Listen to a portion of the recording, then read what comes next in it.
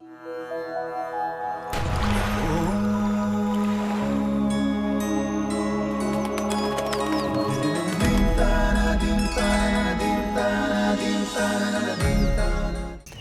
नाड़ी शोधन।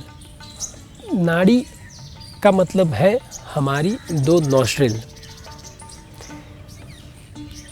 जो राइट साइड है वो सूर्य नाड़ी है और जो लेफ़्ट साइड है वो चंद्र नाड़ी है, जिसे योगिक भाषा में पिंगला और ईडा नाड़ी भी कहते हैं। राइट साइड पिंगला नाड़ी और लेफ़्ट साइड ईडा नाड़ी। इसे आध्यात्मिक परिभाषा में नाड़ी को स्वर भी कहा गया है।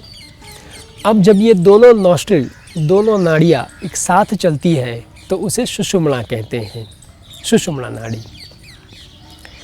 तो ये नाड़ी शोधन क्यों? कपालभाति के बाद हमने श्वास प्रश्वास की क्रिया से रेस्पिरेटरी ट्रैक को क्लियर किया, फिर भी सूक्ष्म रूप से उसे और शुद्ध करना। शोधन मतलब साफ करना, क्लियर करना। तो हम अब सूर्य नाड़ी शोधन और चंद्र नाड़ी शोधन अलग अलग करके दोनों नाड़ियों को अलग अलग तरीके से थोड़ा थोड़ा साफ करेंगे, ताकि उसमें रहा हुआ सूक्ष्म से सूक्ष्म मल दूर हो जाए और आगे के प्राणायाम के अभ्यास हम अच्छी तरह से कर सकें। तो पहले करते हैं चंद्र नाड़ी शोधन। चंद्र नाड़ी शोधन करने के लिए किसी भी एक आसन, पद्मासन या फिर अर्ध पद्मासन की स्थिति में बैठे। एक हाथ ज्ञान मुद्रा में रहे, अपना लेफ्ट हैंड ज्ञान मुद्रा में, और दूसरे हाथ से प्रणव मुद्रा, जो कि प्राणायाम के अभ्यास के लिए बहुत ही आवश्यक है।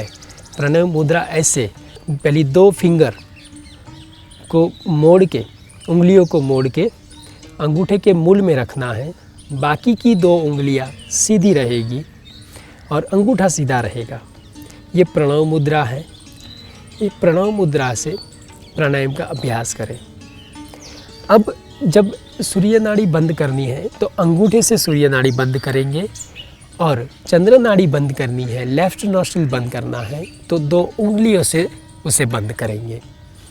प्रणव मुद्रा भी एक विशिष्ट महत्व है। इसका भी हमारे 5 उंगलियों में पंच तत्व मौजूद है। अंगूठे में अग्नि, पहली उंगली में वायु, दूसरी में आकाश, तीसरी में पृथ्वी और चौथी में जल तत्व। अब प्राणायाम का अभ्यास एक विशिष्ट ऊंचाई तक जाने का अभ्यास है, हमारी प्राण शक्ति को विकसित करने का अभ्यास है। तो इसके लिए हमें वायु तत्व की उंगली, पहली उंगली, और आकाश तत्व की उंगली को अंगूठे के मूल में जब हम रखते हैं, तो मुद्रा शास्त्र ये कहता है कि आप किसी भी उंगली को अंगूठे के मूल में रखते हैं तो उस तत्व का जो प्रभाव है वो कम होने लगता है।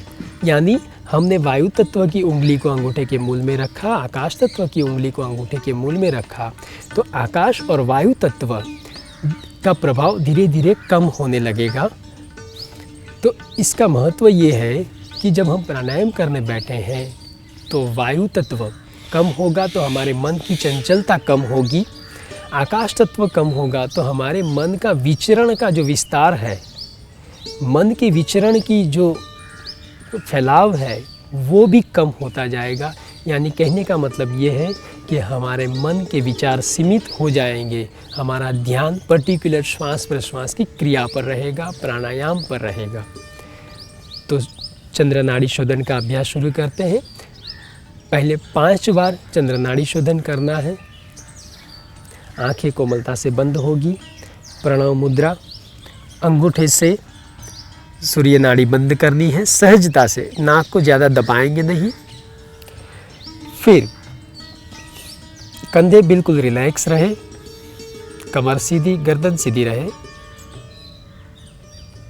अब धीरे धीरे चंद्र नाड़ी से श्वास लेंगे और चंद्र नाड़ी से ही श्वास छोड़ेंगे।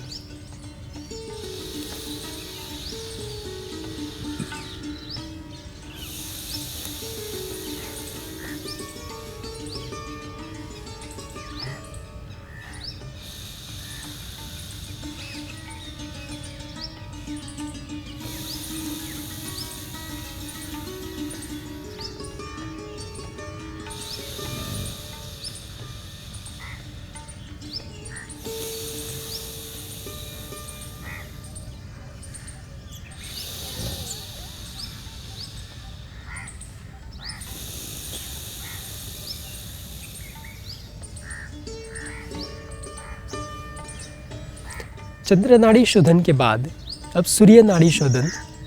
जितना टाइम चंद्र नाड़ी शोधन किया उतना ही टाइम सूर्य नाड़ी शोधन करना आवश्यक होगा।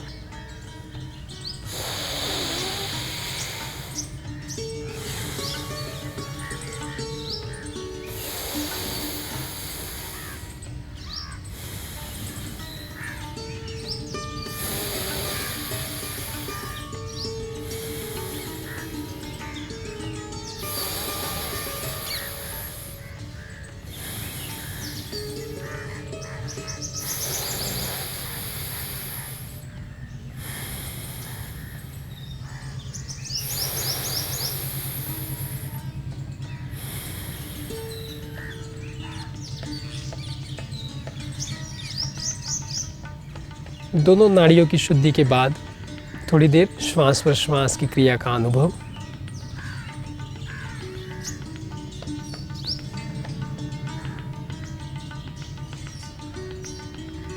इस अलग अलग नाड़ी शोधन के बाद हमारा श्वास प्रश्वास का मार्ग बिल्कुल क्लियर हो जाता है, वहाँ कहीं भी अवरोध नहीं रहता। उसके बाद हम पर्टिकुलर प्राणायाम शुरू कर सकते हैं।